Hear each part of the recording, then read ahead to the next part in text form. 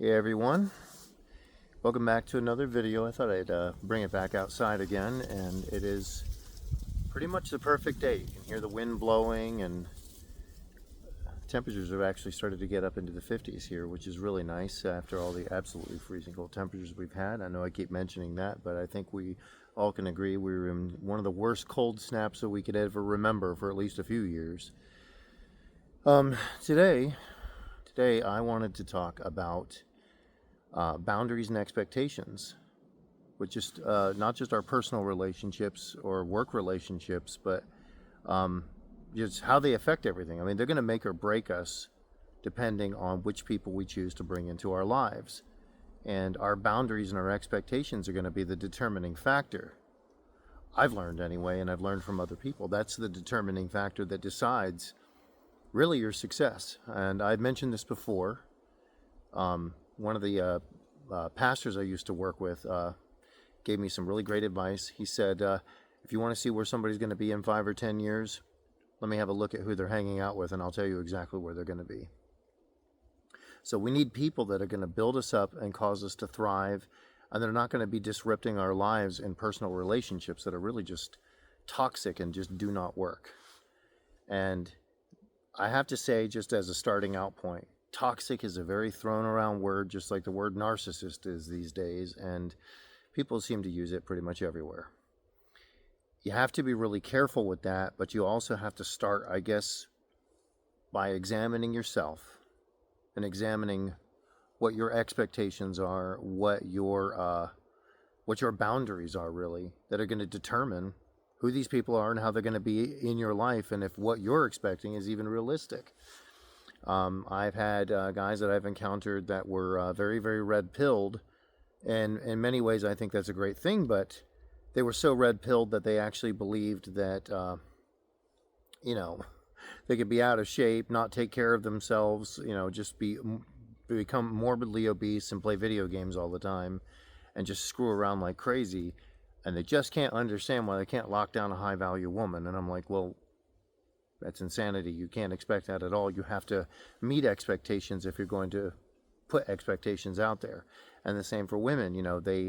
If you're running around dating a whole bunch of men at the same time, getting heavily, heavily involved in situations where, some of the women I've seen on videos actually are encouraging other women to have a roster, even if you're dating somebody seriously. And I'm like, so basically you're just practicing cheating. Basically doing the same type of behavior to someone else that you would never in a million years agree to have done to you, but you want to justify doing it to other people because you think it's somehow going to protect you. When the reality is, you get what you give. And you can't expect to be putting something out there where you're bouncing all over the place and being dishonest and putting stuff out there that you would never want done back to you and act surprised. Like, something to consider is, why would you pray for God to send you somebody that's faithful, honest, doesn't sneak around, and doesn't keep a whole back roster of people when you're not that type of person? Why would God do that to somebody else when you yourself are not somebody who embodies the very things that you're asking for? You have to be what you're asking for. So it starts with us. It always starts with us. None of us are going to be perfect, but we have to have boundaries and expectations within reality to begin to set this. And understanding that, when you have a realistic boundary set, like if you're going to date somebody, they can't be seeing other people. There has to be a level of seriousness to it. And if it's not going to be any of those things, and it's just going to be like a wide open thing where there's no expectations, nobody wants to officially say they're seeing somebody and that they're off the market, then what are you looking for if you're not looking for a committed relationship? I guess you're looking for hooking up, because it's literally the only thing you're ever going to get out of that. I'm not accusing anybody's character or trying to impugn it by saying that. I'm just saying apply logic and reason. If you do that, the only thing you'll ever get is instability, because the only thing you're putting into it is instability. The only thing that very loose relationships and hooking up, or the hookup culture, or just dating around all over the place and never committing is going to produce is all those same things coming right back to you. You're not going to suddenly magically land a diamond in the rough. That's like expecting to go into a bar where everybody likes to hang out and drink and party and cope with the problems in life with alcohol and then being shocked when you come out of there in a relationship with somebody who does exactly that.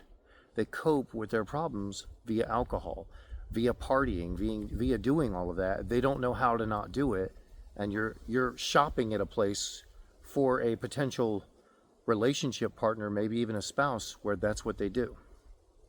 So that's an example of a boundary right there. Some examples of good boundaries is, if you're going to date somebody, ask yourself right from the beginning, are you dating for something serious? You probably should be. You probably shouldn't engage in hookup culture or any of that, because there are psychological and many other damages done to all of us. And if you're a Christian like myself, spiritual damage is done when you engage in that sort of behavior. So you don't want to do that. You absolutely don't want to do that.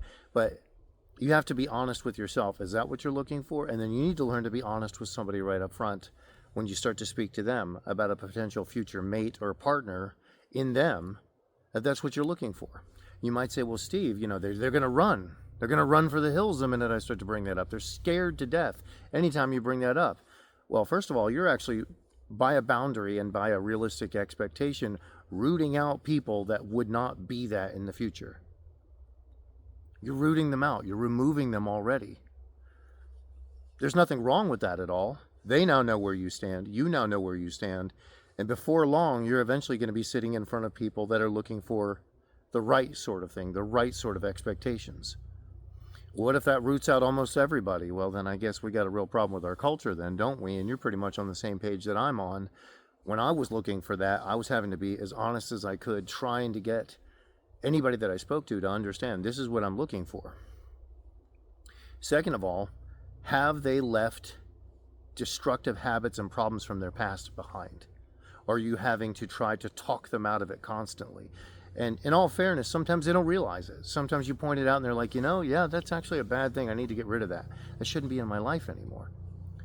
But quite often, they don't realize it, or they are completely so wrapped up in all of that there's not even a chance that they're going to be able to do that. And you have to really determine for yourself, if they are in that place, what can you even do? Can you spend your life attempting to salvage and save them from themselves? Or realistically, shouldn't they already know some of this? Or at least be open to it when you begin to bring it up to them? How do they respond to honesty? Something you have to consider every single time you're in a relationship. And I'm mainly referring to right now, obviously, romantic relationships and situations where you're dating and looking for a long-term partner or spouse. But this even reflects with other people, business relationships, friendships, other things like that. What are they bringing to the table when it comes to, are they bringing something positive? Are they bringing out the best in you? Or are they encouraging you to cheat on your spouse? Are they encouraging you to lie and be manipulative and deceptive? Are they encouraging you to go out and drink and smoke and use drugs and do all sorts of things that are destructive habits in our life that just basically take us back several notches rather than take us forward? Do they say, look, I think you should start a business. I'm going to help encourage it. I'm going to promote it to other people and encourage them to support you in this positive endeavor. These are things that you really need to look at with the people around you. When I started doing film work, some of you that follow my stuff, you know that I do, I've done contracting work and business work for that for years. And on top of that, I started doing film work a number of years ago, and I've done everything from acting to directing to being behind the camera, working with cinematography. And the type of people that I worked with, I found that it's not the people that have a bunch of arrogant claims and are very, very boisterous in the way they present themselves, but it's the ones that are much more humble. Because even if they're not completely humble, they can learn. I mean, if they are completely humble, they can learn. Somebody who is arrogant and boisterous, difficult to deal with, they're never going to learn anything, and they're going to have that type of attitude that's going to infect you, everybody around you, and the whole situation, and ultimately sink everything. It damages everything when you have that type of person around. So the integrity and the type of people that you deal with was more important than what they knew coming into it, because you can always learn. The talent they had, because you can always expand upon that. Nobody out there is so naturally talented they don't need any training. That is garbage. All of us do. Even the most talented actors, I've met people that were very naturally talented, incredible actors, but they always needed training, they always needed guidance, they needed encouragement and support too. So the best and most important advice is the attitude that you're observing from them coming into it will tell you everything about them. And that is going to determine how much you should trust that person. Now, you can't cut off everybody in your life, obviously, that you don't completely trust. And there's nobody that you're ever going to completely trust. Everybody's going to be earning that to some degree every single day. It's just a natural part of life, believing that there should be some situation where you're so blindly trusted that nobody ever asks or questions or says anything about it.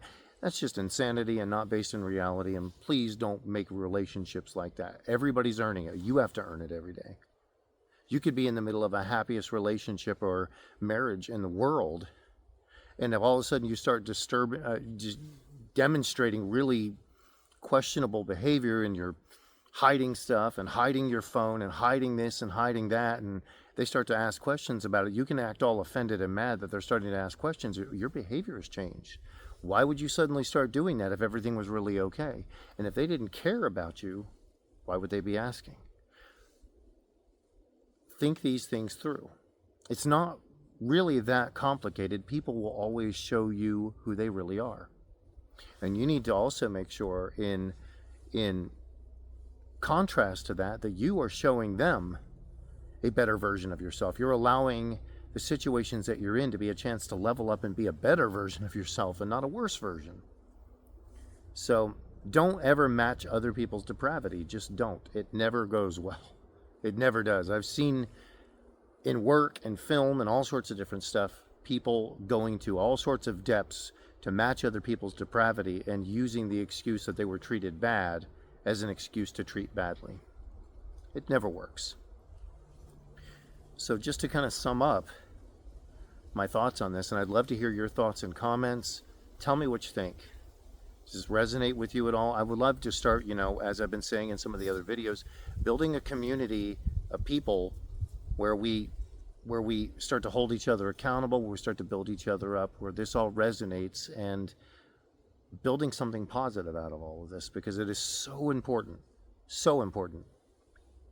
So tell me what you think. Are there any things that you would add to your own expectations and your own boundaries concerning all of this versus what I've said, or maybe adding to it, or just your own thoughts on it? Because I've tried to touch on quite a bit, and I know that there's a lot more that probably could be added when it comes to this sort of thing. A lot more that could be added. And sorry, the sun's kind of bleaching me out a little bit here. It's kind of coming in from behind, but it's literally a perfect day to be out here.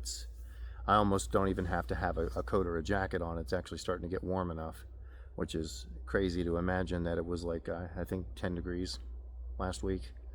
So anyway, I would love to hear from you all, and it's great to be connecting with everybody, especially all the comments that are starting to come in on some of the other videos, and I'll look forward to talking to you soon. Goodbye from this wonderful place in nature here, and hopefully we can do another few videos out here again. It's beautiful out here. I'll talk to you all soon. Bye.